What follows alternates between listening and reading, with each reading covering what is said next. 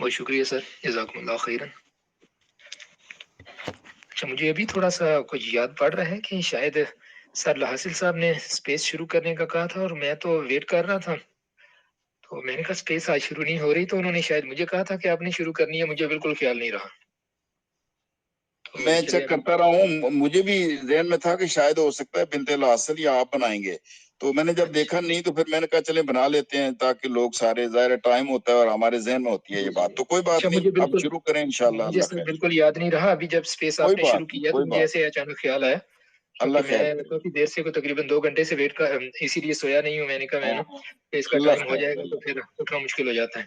بس جی ٹھیک اللہ ہے کو سر۔ یاد کر کے انشاءاللہ تفسیر سورہ فیل شروع کریں، ترجمہ تفسیر۔ اللہم صلی علی میں دوبارہ سیدنا جوائن کرتا ہوں، مجھے کچھ آواز نہیں آ رہی۔ سیدنا مولانا محمد وبارک وسلم صلی علیہ۔ جی، جی آج ہم جوائن کریں انشاءاللہ دوبارہ۔ سورہ فیل سے شروع کریں گے اور دیکھتے ہیں کہ ہمارے پاس یہ جو جتنا ٹائم ہے اس میں ہم کتنی صورتیں کور کر سکتے ہیں۔ اچھا، اس میں ہم کوشش کریں گے انشاءاللہ کہ بہت زیادہ تفصیلات میں ہم نہ جائیں، کیونکہ ہم یہ اس حوالے سے کر رہے ہیں کہ جب ہم نماز پڑھ رہے ہیں تو نماز میں جب ہم ان صورتوں کی تلاوت کرتے ہیں تو ان کا مفہوم ہمارے ذہن میں ہونا چاہیے کہ ہم اللہ کا کلام پڑھ رہے ہیں تو اس کلام میں اللہ تبارک و تعالیٰ نے فرمایا کیا ہے۔ تو اس لیے بہت زیادہ تفصیل کی طرف نہیں جائیں گے، تو مین چیزیں جو ہیں ان کی طرف ہم انشاءاللہ اپنا زیادہ فوکس رکھیں گے۔ اعوذ باللہ من الشیطان الرجیم، بسم اللہ الرحمن الرحیم۔ الم تر کیف فعل ربک باصحاب الفیل۔ اب نماز کے اندر ہم یہ صورت پڑھ رہے ہیں تو اب اس کو ہم امیجن کریں گے کہ نماز میں پڑھتے ہوئے اب یہ صورت ہمیں اللہ تبارک و تعالیٰ کا کیا پیغام سنا رہی ہے۔ الم ترا، کیا دیکھا نہیں تم نے، کیف فعل، کیسے کیا ربو کا، تیرے رب نے، باصحاب الفیل، ان لوگوں کے ساتھ جو ہاتھی والے تھے۔ کیا تو نے دیکھا کہ تیرے رب نے ہاتھی والے لوگوں کے ساتھ کیا سلوک کیا۔ الم یجعل کیدہم فی تضلیل، اور کیا دیکھا نہیں کہ ان کا جو جتنا بھی قید تھا، ان کا جو داؤ تھا، جو وہ اپنا ایک معاملہ چلا رہے تھے، ان کے اس معاملے کو اس نے کیسے بیکار کر دیا، بالکل بیکار کر دیا۔ وَأَرْسَلَ عَلَيْهِمْ طَيْرًا أَبَابِيلَ، اور ان کے اوپر جنڈوں کے جنڈ پرندے بھیجے، بہت سے گروہ کے گروہ پرندے بھیجے، چھوٹے چھوٹے پرندے آ گئے۔ ترمیہم بحجارۃ من سجیل، وہ پھینکنے لگے ان کے اوپر چھوٹی چھوٹی کنکریاں، چھوٹے پرندے، چھوٹی چھوٹی ان کی چونچوں میں، ان کے پنجوں کے اندر کنکریاں، اور وہ انہوں نے ہاتھی والوں کی فوج کے اوپر پھینکنی شروع کر دی۔ فَجَعَلْهُمْ كَعَصْفٍ مَّأْكُولٍ، تو ان کو ایسے کر دیا جیسے کہ کھایا ہوا بھوسا ہوتا ہے۔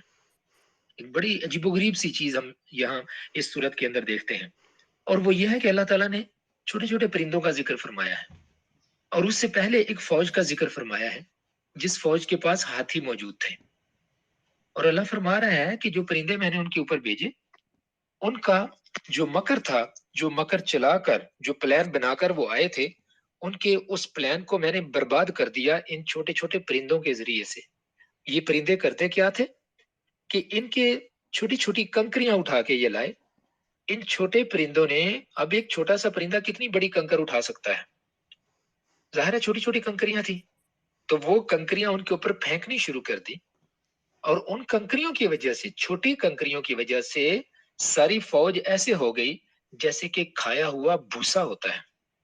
کھایا ہوا بھوسا جو ہے اس کو سمجھنے کے لیے ہمیں ذرا تھوڑا سا، جو لوگ زیادہ تر دیہاتوں کے بیک گراؤنڈ کے ہیں وہ آسانی سے سمجھ سکتے ہیں اس چیز کو، کہ جانور جب کسی چیز کو چباتا ہے تو اس کا جگالی کرنے والے جانور جو ہیں یہ بہت دیر تک چباتے رہتے ہیں چیزوں کو۔ ایک دفعہ وہ سالم نگل لیتے ہیں اور اس کے بعد تھوڑا تھوڑا کر کے ان کے، کیونکہ جو سٹمک ہے ان کا، اس کے اندر جو حصے ہوتے ہیں جنہیں ہم رومینینٹس ان کو کہتے ہیں، جانوروں کو، کہ جو کہ جگالی کرنے والے جانور ہیں، تو جب کسی چیز کو کھاتے ہیں ایک دم پہلے تو کھاتے چلے جاتے ہیں، اور اس کے بعد جب وہ سکون سے ایک جگہ بیٹھ جاتے ہیں تو پھر اپنے معدے کے اس حصے سے جس کو رومیننٹ ہم کہتے ہیں، اس میں سے ان جانوروں کو، تو وہ جو ان کی معدے کا جو حصہ ہوتا ہے اس میں سے تھوڑا تھوڑا کر کے اس چارے کو وہ باہر لاتے ہیں اور اپنے دانتوں کے ساتھ اس کو چباتے رہتے ہیں، چباتے رہتے ہیں، اس کو بالکل پیس کے رکھ دیتے ہیں تاکہ اس کے ہضم ہونے میں آسانی ہو۔ تو اب یہ چیز جو ہے، کھائی ہوئی چیز، اس کے کتنے چھوٹے چھوٹے پارٹیکلز بن جاتے ہیں، بالکل برادہ بنا ہوا ہوتا ہے۔ تو اللہ فرماتا ہے کہ میں نے اس پرندوں کے ذریعے سے اس فوج کے اوپر ایسا حملہ کروایا کہ وہ فوج ایسے ہو گئی کہ جیسے برادہ ہوتا ہے، چھوٹے چھوٹے پیسز میں کنورٹ ہو گئی وہ۔ اب ہم آتے ہیں سورج کی اس صورت کی تھوڑی سی تفصیل کی طرف۔ دیکھیے مکی سورہ ہے، اور مکی صورتوں میں اللہ تبارک و تعالیٰ نے جو مضامین بیان فرمائے ہیں وہ بیسیکلی ان کا تعلق جو ہے وہ انذار کے ساتھ، یعنی لوگوں کو ڈر سنانا، لوگوں کو یہ یاد دلانا کہ تمہاری یہ زندگی ہمیشہ کے لیے نہیں ہے، تم کچھ وقت کے لیے دنیا میں آئے ہو اور اپنا ایک خاص وقت گزار کے تم نے اس دنیا سے چلے جانا ہے۔ تو یہ ڈر سنانے کے لیے کہ اللہ پہ ایمان لے آؤ، اللہ کے نبی صلی اللہ علیہ وآلہ وسلم تشریف لے آئے ہیں، ان کی بات کو مانو۔ تو ان صورتوں کا بیسک جو مین مضمون ہے وہ یہ ہے۔ تو اس صورت میں کیونکہ جو پہلے مخاطب تھے رسول اللہ صلی اللہ علیہ وآلہ وسلم کے مخاطبین، وہ تھے قریش، رسول اللہ صلی اللہ علیہ وآلہ وسلم کا اپنا خاندان۔ تو اب قریش کے ساتھ ایک واقعہ پیش آ چکا تھا اسی سال کے اندر کہ جس سال میں رسول اللہ صلی اللہ علیہ وآلہ وسلم کی ولادت باسعادت ہوئی۔ اسی لیے اس سال کو عام الفیل کہا جاتا ہے۔ فیل کہتے ہیں ایلیفنٹ یعنی ہاتھی کو عربی کے اندر، اور عام کہتے ہیں سال کو، عین سے عام، تو سال مطلب ہاتھی کا سال۔ کیونکہ پہلے تو اس طرح سے سن کو یاد نہیں رکھتا تھا کہ جیسے ہم آج کل رکھتے ہیں، تو لوگ کسی نہ کسی واقعے کے ساتھ، جیسے جو ہماری سن ہے وہ بھی واقعات کے ساتھ ہی منسوب ہے، کہ جیسے سن عیسوی ہے تو اس کو سیدنا عیسیٰ علیہ السلام کی ولادت کے ساتھ اس کو منسوب کیا جاتا ہے۔ سن ہجری ہے تو اس کو ہجرت کے ساتھ منسوب کیا جاتا ہے۔ تو عربوں نے اس دور میں اپنی جو تواریخ تھیں ان کو وہ اس طرح سے کسی واقعے کے ساتھ منسوب کرتے تھے۔ تو اب اس دور میں وہ اس کو ہاتھی والا سال کے واقعے کے ساتھ اس طرح سے اپنے اوقات کا وہ شمار کرتے تھے۔ تو اس کی تفصیلات ہم پہلے دیکھ چکے ہیں، بالکل بریفلی یہاں پر دوبارہ سے ڈسکس کر دیتا ہوں کہ عربوں میں مکہ شہر کو جو اہمیت حاصل ہے، مطلب اسلام کے آنے سے پہلے جو اہمیت حاصل تھی، اس میں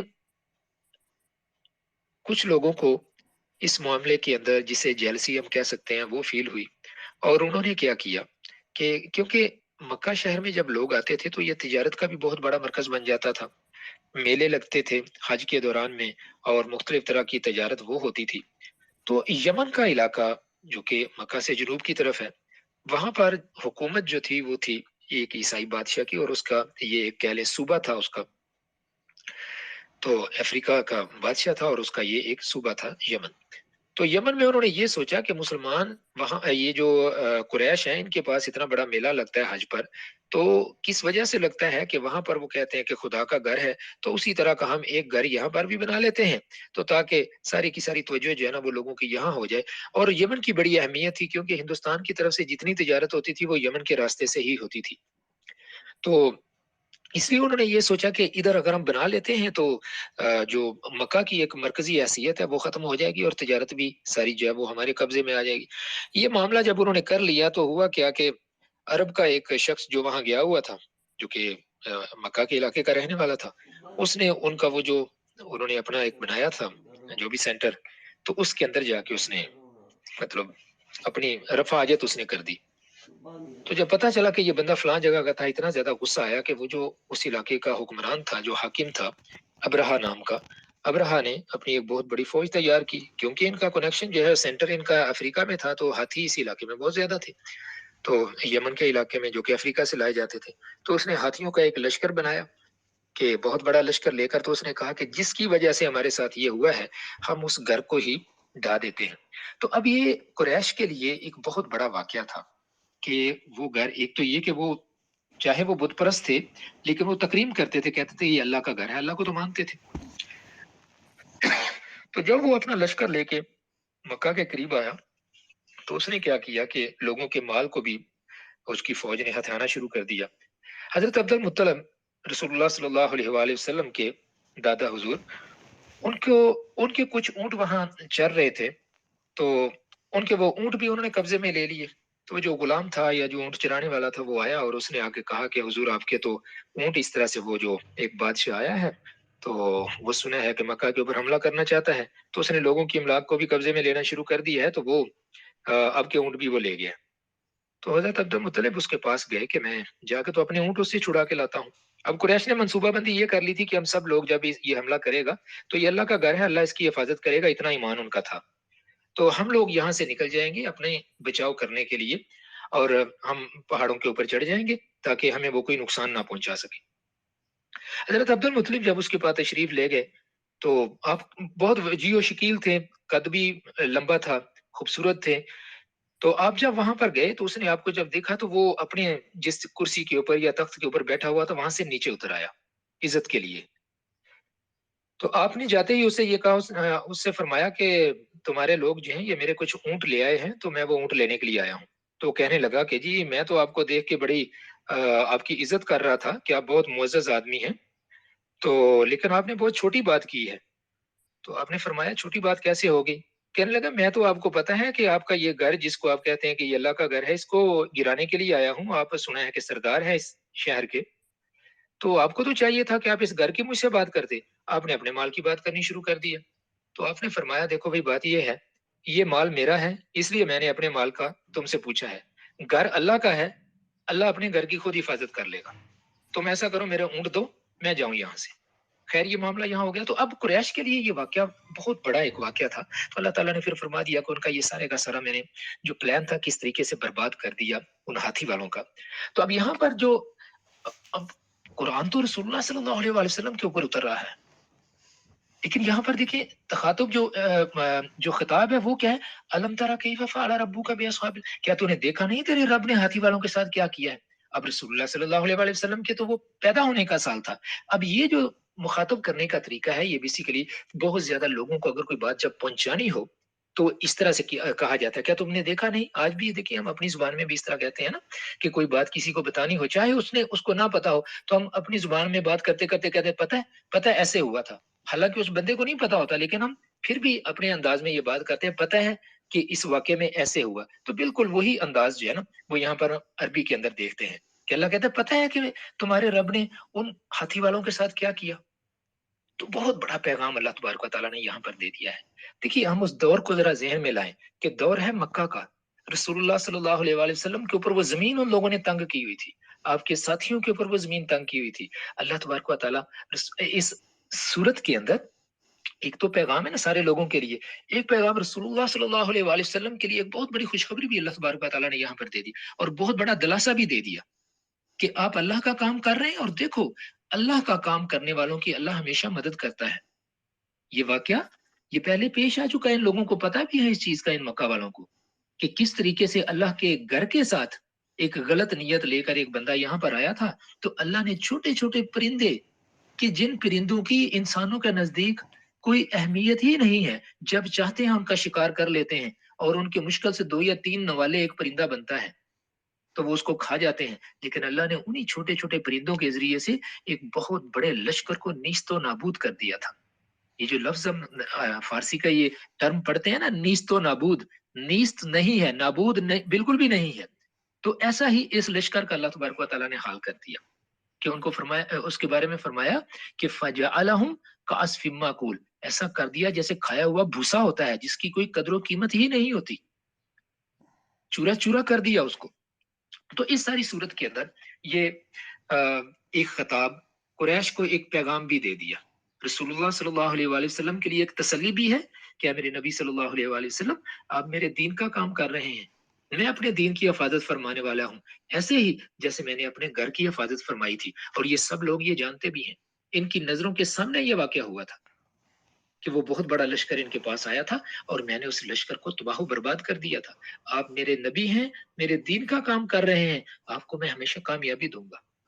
تو یہاں ایک تو یہ چیز موجود تھی، اور دوسرا کفار کے لیے اور قریش کے لیے یہ پیغام تھا کہ یہ دین اسی گھر والے کا دین ہے، جس گھر کے اوپر تم اپنا دعویٰ کرتے ہو کہ یہ ہمارے اللہ کا گھر ہے، تو یہ اسی اللہ کا دین ہے، تو اس کی مدد ہر حال میں اللہ کرے گا، اور جو پیغام رسول اللہ صلی اللہ علیہ وآلہ وسلم لے کے آئے ہیں وہ پورا ہو کے رہے گا۔ اب اس کے خلاف کوئی جتنے مرضی جتن کر لے، اس میں یہ بھی فرما دیا نا الم یجعل کیدہم فی تضلیل، क्या उनका जो कैद था, उनका जो दाव था, जो वो तदबीरें करके आया था वो बादशाह, क्या मैंने उनकी सारी तदबीरों को बेकार नहीं कर दिया? तो जो कुरैश तदबीरें कर रहे थे, अल्लाह ने ये पैगाम रसूलुल्लाह सल्लल्लाहु अलैहि वसल्लम को दे दिया, इनकी सारी की सारी तदबीरें मैं नाकाम कर दूंगा। सूरह तारक के अंदर भी फरमाया ना, तारिक के अंदर भी अल्लाह तबारक व तआला ने फरमाया, उसमें फरमाया कि ये तदबीरें कर रहे हैं तो मैं भी तदबीरें कर रहा हूँ। और एक और जगह पे अल्लाह ने फरमाया कि अल्लाह ये तदबीरें करते हैं और अल्लाह भी तदबीर करता है, और अल्लाह से बेहतर तदबीर किसकी हो सकती है? ये लोग चालें चल रहे हैं, अपनी अपनी चालें चल रहे हैं, लेकिन एक अल्लाह तबारक व तआला अपनी चाल चलेगा, वो पॉजिटिव चाल होगी, वो इनकी सारी की सारी नकली चालों को इनको घुमा के रख देगी और इनको बिल्कुल बेअसर कर देगी। जैसे देखिए एक और वाकया हम पढ़ते हैं ना सैयदना मूसा अलैहिस्सलाम के केस में। सैयदना मूसा अलैहिस्सलाम जब आए फिरौन के पास, मदियन से होके जब आप तशरीफ लाए और आपको नबूवत मुकाम नबूवत पर सरफराज फरमा दिया गया, तो आपको जब हुक्म हुआ कि जाओ फिरौन के पास, कि वो बहुत ज्यादा उसने बहुत सरफिरा बना हुआ है वो, तो उसके पास जाके नरमी से बात करना। जब आपने आके उसको पैगाम दिया तो वो कहने लगा ये तो कोई जादूगर है, अच्छा चलो जादू का तोड़ फिर हम जादू से ही निकालेंगे। तो उसने पूरे मुल्क से जो बड़े बड़े जादूगर थे, मिस्र का जादू मशहूर था, तो उसने वो उनको जमा करवा लिया। और जब वो मैदान के अंदर जमा हो गए तो क्या कहा गया सैयदना मूसा अलैहिस्सलाम से? उन जादूगरों ने कहा कि डालिए आप जो डालना है आपने, मतलब कीजिए जो आपके पास ट्रिक है वो ट्रिक खेलिए। आपने फरमाया कि नहीं, पहले तुम कर लो, मैं तो जादूगर नहीं हूं, तुम अपना ट्रिक करो। तो उनका कैद जो था, उनका जो दाव था, उन्होंने अपना दाव डाला, उन्होंने रस्सियां फेंकी तो वो रस्सियां सांप बन गई। सैयदना मूसा अलैहिस्सलाम को जैसे अल्लाह तबारक व तआला ने हुक्म दिया हुआ था, आपको जैसी तालीमात दी हुई थी, आपने अपनी असा को फेंका, वो असा जो है वो उनसे बड़ा सांप बन के उन सबको निगल लिया उसने। तो अब जादूगर तो जादू की हकीकत को समझते थे कि जादू क्या है, ये तो कोई चीज नहीं है, सिर्फ ये नजरों का धोखा है। लेकिन जो सैयदना मूसा अलैहिस्सलाम ने जो चीज की थी, अब उनकी नजर में, उनको तो सारे इल्म का पता था, जादू के इल्म का, उन्होंने देखा कि ये जादू नहीं है, तो इसीलिए वो फौरन सजदे में गिर पड़े और फौरन कहा कि हम ईमान ले आए रब्बे मूसा और रब्बे हारून के ऊपर। तो हकीकत उन्होंने पहचान ली। तो अल्लाह तबारक व तआला ने इस तरीके से हर मौके पर कोई भी दाव चलाने वाला बंदा जब वो झूठा होता है, झूठ की बुनियाद पर जब वो कोई खेल खेलता है, तो अल्लाह तबारक व तआला उसके खेल को हमेशा उल्टा कर देते हैं। अल्लाह तबारक व तआला अपनी तदबीर चलाते हैं और अपने उन बंदों की मदद हमेशा करते हैं कि जो लोग राही हक पर होते हैं। तो इस सूरत के अंदर अल्लाह तबारक व तआला ने बहुत बड़ा पैगाम रसूलुल्लाह सल्लल्लाहु अलैहि वसल्लम को दे दिया, बहुत बड़ा पैगाम आपके मुखालफिन को दे दिया, और बहुत बड़ा पैगाम रसूलुल्लाह सल्लल्लाहु अलैहि वसल्लम की उम्मत को कयामत तक के लिए दे दिया, कि एक हौसला दे दिया सारी उम्मत को कि बार बार इस सूरत को पढ़ें। जैसे हम नमाजों के अंदर पढ़ते हैं कि क्या तुमने देखा नहीं कि तुम्हारे रब ने हाथी वालों का क्या हाल कर दिया, क्या उनकी सारी चालों को उल्ट फेर नहीं कर दिया, और उनके ऊपर छोटे छोटे परिंदे भेजे, झुंड के झुंड, जो उनके ऊपर छोटी छोटी कंकरियां बरसा रहे थे। तो इन कंकरियों के लगने की वजह से वो सारा, इतनी बड़ी फौज ऐसे हो गई कि जिस तरीके से कोई खाया हुआ बुस होता है। तो बड़ी सिंपल सी सादी सी सूरह है, लेकिन बहुत बड़ा पैगाम इसके अंदर मौजूद है। अगर हम हक पे हैं, हम सच पे हैं, तो अल्लाह तबारक व तआला से हमेशा उसकी मदद की उम्मीद हम रखें। अल्लाह हमारी मदद जरूर फरमाएगा। लेकिन इस चीज में एक चीज का हमें ख्याल रहे, हम उस तरह की मदद ना चाहें, एक्सपेक्ट करें जैसी कि हम चाह रहे हैं, जैसे कि हम चाहते हैं कि ऐसे होगी। अल्लाह का अपना एक प्लान है, अल्लाह उस प्लान के मुताबिक अपना काम करता है। तो इसलिए जब हम हक के रास्ते पर हैं, हक के रास्ते पर हम चलते रहें। इस चीज को जहन में बिठा के अल्लाह हमारी जरूर मदद करेगा, लेकिन इस चीज से होशियार रह के कि मदद जरूरी नहीं कि उसी तरह से हो जैसे हम चाह रहे हैं। अल्लाह की मदद करने का अपना एक अंदाज है, अपना एक स्टाइल है, क्योंकि वो पिक्चर को एज ए होल देख रहा होता है, पूरे के पूरे मामला उसके सामने होता है, क्योंकि वो खालिक है। हम लोग मखलूक हैं, हमारी सोच बहुत महदूद है। हम लोग हमेशा पूरी पिक्चर के एक छोटे से हिस्से को देख रहे होते हैं और उसी के मुताबिक हम अपने सारी गुत्थी को सुलझाने की कोशिश करते हैं। उसी के मुताबिक हम मदद जो है ना वो चाह रहे होते हैं और कहते हैं कि इस तरीके से मदद होगी तो मैं कामयाब हो जाऊंगा। लेकिन अल्लाह तबारक व तआला, ये बात हम अपने ज़हन में रख लें कि अल्लाह तबारक व तआला की मदद हमेशा हक का साथ देने वाले के साथ होती है, हक के ऊपर चलने वाले के साथ होती है। अब हक के ऊपर चलने वाले ने जो सबसे मुश्किल काम था वो तो कर लिया होता है कि वो हक पे चल रहा है। अब उससे कम मुश्किल काम ये है कि वो अपने ज़हन के अंदर अब इस चीज़ को बिठा ले کہ میرا اللہ میری مدد ضرور کرے گا. تو اس مدد کی یاد دہانی کے لیے اللہ تبارک و تعالیٰ نے یہ صورت ہمیں عطا فرما دی کہ کسی بھی مشکل وقت میں ہمیشہ اللہ کو یاد کرو. شرط صرف ایک ہے اور وہ یہ ہے کہ ہم سیدھے راستے پر ہوں. اگر ہم سیدھے راستے پر ہیں تو اللہ تبارک و تعالیٰ ہماری مدد ضرور فرمائیں گے. جی اب ہم چلتے ہیں اس سے اگلی صورت کی طرف. یہ دونوں صورتیں جو ہے وہ بیسیکلی ایک جوڑے کی شکل میں ہے. دونوں کے اندر مضمون جو ہے اس کے جو مخاطبین ہیں یا جن کے بارے میں وہ بات کی جا رہی ہے یا جن کو سنانے کے لیے بات کی جا رہی ہے وہ قریش ہیں اور دور ہے مکہ کا. اب اس صورت میں کیا فرمایا؟ بسم اللہ الرحمن الرحیم. لإیلاف قریش، قریش کو مانوس کرنے کے لیے. ابھی ہم ان دونوں صورتوں کو ملا کے بھی میں پڑھتا ہوں تو پھر ایک اور چیز ہمارے سامنے آئے گی. لإیلاف قریش، قریش کو مانوس کرنے کے لیے، عادی بنانے کے لیے، ان کو محبت دلانے کے لیے. کس لیے؟ ایلافہم رحلۃ الشتاء والصیف، مطلب جو ان کے سردی اور گرمی کے سفر تھے ان سے مانوس کرنے کے لیے. فلیعبدوا رب ھذا البیت، ان کو چاہیے کہ اس گھر کے رب کی عبادت کریں. کہ جو مکہ کا گھر انہوں نے یہاں پر جس کی یہ حفاظت کرتے ہیں، جس کے گرد یہ طواف کرتے ہیں، اس گھر کا جو رب ہے اس کی عبادت کریں. اب وہ رب کون ہے؟ ان کے ساتھ وہ کیا کرتا ہے؟ الذی اطعمہم من جوع، وہ رب ایسا ہے جو ان کو بھوک میں کھانا کھلاتا ہے. وآمنہم من خوف، اور اس نے ان کو امن دیا ہوا ہے من خوف، خوف سے.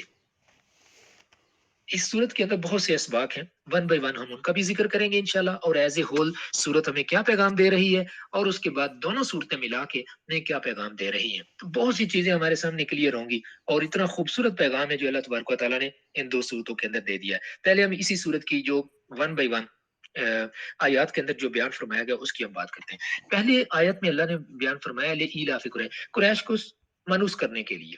اب کسی بات کا ذکر ہو رہا ہے کہ میں قریش کو مانوس کرنا چاہتا ہوں. ایلافہم رحلۃ الشتاء والصیف، کہ ان کو مانوس کرنے کے لیے اس وابستگی کے سبب سے کہ جو سردی اور گرمی کے سفر کے ساتھ ان کو ہے. اب دیکھیں قریش کیونکہ تجارت کرتے تھے اس علاقے میں، مکہ شریف جن لوگوں نے حج کے لیے عمرہ کے لیے جو لوگ تشریف لے گئے ہیں وہ سب جانتے ہیں کہ وہ علاقہ کس طرح کا ہے. وہ تو ریگستان ہے. ریگستان ہم اس کو کہتے ہیں جہاں بارش بہت کم ہوتی ہو، تو وہاں تو بارشیں بہت کم ہوتی ہیں، تو اس لیے ہریالی بھی نہ ہونے کے برابر ہے. سارے کے سارے تقریباً پہاڑ جو ہیں وہ بغیر ہریالی کے ہیں، چھوٹے چھوٹے پودے ہوتے ہیں وہاں پر. تو اب وہاں پر تجارت تو کی، وہاں پر کھیتی باڑی تو کی نہیں جا سکتی، ممکن ہی نہیں ہے. کھجوریں تک وہاں نہیں اگتی. کھجوریں بھی ارد گرد کے علاقے سے آتی ہیں، جیسے مدینہ شریف سے آتی ہیں یا جو طائف کا علاقہ ہے، یہ کیونکہ سرسبز علاقہ ہے طائف کا، تو اس کے جو ارد گرد کے علاقے ہیں ادھر سے، اور کھجوریں خصوصی طور پر مدینہ شریف کی طرف سے آتی ہیں. تو اب مکہ کے جو لوگ ہیں ان کا جو ذریعہ معاش تھا وہ دو مین چیزیں تھیں. ایک تو یہ کہ مکہ کیونکہ سینٹر تھا تو لوگ وہاں پر آتے تھے، تو جیسے میلہ لگتا ہے تو اس طریقے سے میلے لگ جاتے ہیں، چاہے وہ حج کا موسم ہو یا کوئی اور فیسٹیول ہو، تو لوگ آتے تھے تو وہاں سے وہ سرمایہ جنریٹ ہوتا تھا، اس پہ ان کی گزر بسر ہوتی تھی. لیکن یہ چھوٹا پارٹ تھا. بڑا پارٹ جو ان کے مطلب لائیولی ہوڈ کا یا ان کی کمائی کا تھا وہ یہ تھا کہ مکہ کے لوگ سارے کے سارے تجارت پیشہ تھے، وہ تجارت کرتے تھے. اور سال میں کیونکہ مکہ اور مدینہ شریف میں دو ہی موسم ہوتے ہیں، ایک سردی کا ہے اور ایک گرمی کا ہے. سردی بالکل مطلب جو ہے وہ نارمل سی، اور گرمی جو ہے وہ تو زیادہ تر سال کا حصہ جو ہے وہ گرمی ہی ہے. تو اب ان کو دو سفر وہ کرتے تھے، ایک گرمی کا کرتے تھے اور ایک سردی کا کرتے تھے. گرمی کا سفر جو ہوتا تھا، گرمی کے موسم کا سفر، وہ ہوتا تھا ان کا شمال کی طرف، یعنی ملک شام کی طرف. ملک شام کیونکہ ٹھنڈا علاقہ ہے اور ہم جانتے ہیں کہ ملک شام کے کچھ علاقوں میں جیسے دمشق وغیرہ میں برف باری بھی ہوتی ہے، یہاں تک کہ جو سعودیہ کا علاقہ ہے جو تبوک کا، وہاں پر بھی برف باری ہو جاتی ہے کیونکہ وہ شام کے بالکل سرحد کے پاس ہے. تو یروشلم یعنی فلسطین میں وہاں پر بھی برف باری ہوتی ہے، تو سردی کا موسم وہاں بہت زیادہ سخت ہوتا ہے. تو عربوں کے لیے پھر سردی میں وہاں جانا بہت مشکل ہوتا تھا، تو وہ گرمی کا سفر اس طرف کو کرتے تھے یا ایون اس سے آگے روم کی طرف چلے جاتے تھے، ترکی جس کو آج ہم کہتے ہیں. تو ان علاقوں کا وہ سفر کرتے تھے تجارت کی چیزیں. اچھا، اور سردی جو موسم ہوتا تھا سردی کا، اس میں وہ سفر کرتے تھے جنوب کی طرف یعنی یمن کا. اب یہ دونوں علاقے جو ہیں یہ سینٹر تھے تجارت کے، اور اس میں درمیان میں علاقہ آ جاتا تھا عربوں کا. اب یہ تجارت کیا تھی؟ مشرق اور مغرب کو ملانے کے لیے، جو مشرق اور مغرب दुनिया के हिस्से हैं, मतलब मगरब में यूरोप का हिस्सा, यूनान हो गया, रोम हो गया और उससे आगे सारा यूरोप यहाँ, और मशरिक में हिंदुस्तान, श्रीलंका, और फिर मशरक बईद के जो ममालिक हैं जिनके साथ तिजारत उस दौर में जो अशिया यहाँ की थी, खुसूसी तौर पर जो अजनास थी, ज़रई अजनास, वो तो हिंदुस्तान से जाती थी। तो इसके अलावा हिंदुस्तान से फिर ये जो मोती वगैरह हैं जो समंदर से निकाले जाते हैं, ये यहाँ से जाते थे, सोना जाता था, और यहाँ से मसाले सारी दुनिया में इधर से जाते थे। इसके अलावा कपड़ा यहाँ से जाता था, और रोम वाली साइड से फिर उधर से जो जो ऊनी कपड़ा है, ऊनी कपड़ा, गर्म कपड़ा, वो वहां से आता था, या फिर सिल्क वहां से आता था, और वहां सिल्क पहुंचता था ये सिल्क रूट के जरिए से चाइना की तरफ से। तो मतलब ये तिजारत जो है, इसको करने के लिए जो चीजें वो यमन से खरीदते थे, उनको उन्होंने जाके बेचना होता था शाम में, और जो शाम से खरीदते थे वो चीजें फिर उन्होंने बेचनी होती थी जाके तो यमन में। तो ये 2 सफर वो लोग करते थे, और ये दोनों सफर आप ये समझ लीजिए कि उनकी जिंदगी का दारोमदार इन्हीं सफरों के ऊपर था, क्योंकि जितनी भी उनको चीजों की जरूरत होती थी खाने पीने की, वो भी इन्हीं सफरों से आती थी, पहनने की जरूरत होती थी, वो भी इन्हीं सफरों से आती थी, और घर के इस्तेमाल की जितनी चीजें हैं वो सारी भी जो मतलब सनत से जो जिनका ताल्लुक था, तो वो भी इन्हीं सफरों के जरिए से वो लोगों से खरीद के लाते थे। तो ये दोनों सफर उनके लिए इतने ज्यादा इंपॉर्टेंट थे, तो अल्लाह तबारक व तआला ने इन दोनों सफरों का जिक्र फरमा दिया इस सूरत के अंदर, कि उनको उनकी जो वाबस्तगी है उससे मानूस करने के लिए, उसके सबब से। तो क्या फरमाया कि फलयअबुदू रब्ब हाज़िल बैत। तो अब ये सारा कुछ इनका जो है ये किस वजह से है? ये इसी घर की वजह से है। तो इनको चाहिए कि ये इस घर के रब की इबादत करें, अपने आप को मजबूती के साथ अपने इस रब के साथ जोड़ लें, कि जिसके घर का ये समझते हैं कि हमारा हक इस घर के ऊपर है, हम इस घर के मतवली हैं, हम इस घर के रखवाले हैं, और हम इस घर के खिदमत गुजार हैं। तो इनको चाहिए कि जब इनको ये बाकी सारी की सारी चीजें इतनी महबूब हैं, कि ये सारी चीजें जो हैं उसकी वजह क्या है? वो ये घर है, और इस घर की वजह है इस घर का रब। तो इनको चाहिए कि इस घर के रब की वो इबादत को अपना शियार बना ले, इसको अपना तरीका बना ले अपनी जिंदगी में, इसको अपनी जिंदगी का हिस्सा बना ले। अब इस रब ने इनको, क्योंकि हक किसी रब का बनता है, इसके अलावा किसी का हक नहीं बनता। क्या हक बनता है उसका? किस वजह से हक बनता है? क्योंकि उसने अल्लज़ी अतअमहुम मिन जू, ये लोग तो भूखे रह जाएं अगर इनका रब इनको ना खिलाए। इनको जितनी चीजें मिलती हैं वो सारी की सारी इनको इनका रब ही तो देता है। ये तिजारत इनकी पॉसिबल उसी रब ने की है। वह आमनहुम मिन खौफ, सारे इर्द गिर्द के इलाकों में डाके पड़ते थे, लोग आसानी से सफर नहीं कर सकते थे, हर तरफ रेत ही रेत थी, पहाड़ थे रेतले या फिर पथरीले। तो वहां पर जगह जगह पर रहजन मौजूद होते थे, लेकिन और वो रहजन क्या करते थे? एक कबीला जो है वो किसी दूसरे कबीले के ऊपर हमला करने में कोई ज्यादा दिक्कत महसूस नहीं करता था, या वो कोई बहुत हिचकिचाहट महसूस नहीं करता था। कोई कहीं पर भी जाके यलगार कर देता था, लेकिन मक्का के ऊपर कभी किसी को यलगार करने की हिम्मत नहीं होती थी। कोई ये बर्दाश्त ही नहीं करता था कि मैं मक्का के ऊपर हमला करूं। क्यों? क्योंकि सबको पता था यहाँ पर अल्लाह का घर है। तो अल्लाह के घर की हिफाजत करने वाले जो लोग हैं, उनकी सबके दिलों के अंदर एक तकरीम थी। इसी तकरीम की वजह से अगर रास्ते में किसी काफिले के ऊपर कोई अनजान लोग हमला कर देते थे, तो वो सिर्फ ये कहते थे कि भाई हम मक्का वाले हैं। तो वो हमला करने वाले लोग पीछे हट जाते थे, वो कहते थे इनको नहीं छेड़ना। तो अल्लाह ताला इसका जिक्र फरमा दिया उसने। उसने फरमाया कि देखो, उस सहरा के अंदर उसने तुम्हें खाना दिया हुआ है, और उस सहरा के अंदर मौजूद शहर के अंदर जिसके इर्द गिर्द हर तरफ कत्लो गारत जारी है, लेकिन उस शहर के अंदर उसने तुम्हें अमन दिया हुआ है। तो जो अमन देने वाला है, अब उसका हक बनता है कि ये लोग उसकी इबादत करें। हमारे लिए बहुत बड़ा सबक इसमें हो गया कि हमें जिंदगी की जितनी भी सहूलियात हैं, हमारी जिंदगी की जितनी जरूरियात हैं, वो पूरी करने वाली जात तो अल्लाह की है। तो जब अल्लाह की जात ही सिर्फ पूरी करने वाली है, तो हम अल्लाह के अलावा किसी को ना पुकारें, किसी की इबादत ना करें। और इबादत के ज़िम्न में कल हमने देख लिया, इबादत का मतलब क्या है? मानना, बात मानना। हम अल्लाह के अलावा किसी की ना माने। जब मुकाबला अल्लाह का और किसी और का आ जाए, तो फिर हम अल्लाह की बात को माने, फिर हम किसी और की बात को ना माने। और इसी ज़िम्न में हमने बात कर ली थी कि सूरह यासीन के अंदर अल्लाह तबारक व तआला ने फरमाया कि अल्लाह पूछेगा क़यामत वाले दिन कि ऐ आदम के बच्चों, क्या तुम्हें मैंने कहा नहीं था कि शैतान की इबादत मत करना? शैतान की इबादत मत करना, वो तुम्हारा खुला दुश्मन है। तो इबादत से मुराद किसी की मान के उसके कहने के मुताबिक चलना। تو اللہ کی ہم عبادت کرتے ہیں تو اللہ نے ہمیں جس کا حکم دیا ہوا ہے جس چیز کے کرنے کا ہم وہ کرتے ہیں، اور جس چیز سے اس نے ہمیں منع کیا ہوا ہے ہم اس سے دور رہتے ہیں۔ اگر ہم ایسا کریں گے تو ہم حقیقتاً اللہ کی عبادت کر رہے ہیں۔ اگر ہم ایسا نہیں کریں گے، چاہے ہم نمازیں پڑھتے ہوں لیکن ہم اللہ کی عبادت نہیں کر رہے، وہ پھر نماز ایسی ہے کہ ہم نے اس کو صرف اپنی عادت بنایا ہوا ہے، کیونکہ مان تو ہم اللہ کی نہیں رہے۔